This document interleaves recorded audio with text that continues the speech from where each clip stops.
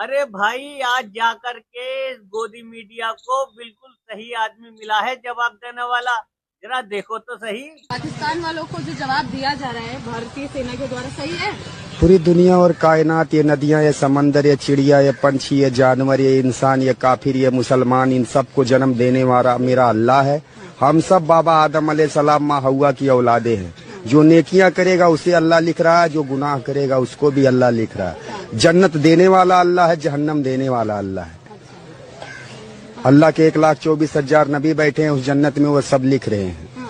मेरे अल्लाह के फरिश्ते बैठे हैं, वो सब वहाँ पर लिख रहे हैं।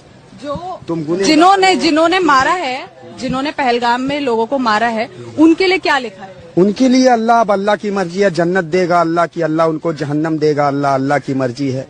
बाकी होना चाहिए उनके साथ। मेरा अल्लाह तो यही कहता है कि तुम जानवर और चिड़िया पंछी से भी मोहब्बत करो।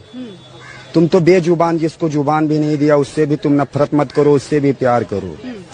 आपके हिसाब से उन आतंकवादियों के साथ क्या होना चाहिए, या अल्लाह ने उनके लिए क्या लिख के रखा है, इनके लिए क्या है? देखिए, जो नेकियां करेंगे वो भी मेरे अल्लाह के फरिश्ते वहाँ लिख रहे हैं, जो गुनाह करेंगे उसको भी अल्लाह मेरे वहाँ अल्लाह के फरिश्ते लिख रहे हैं।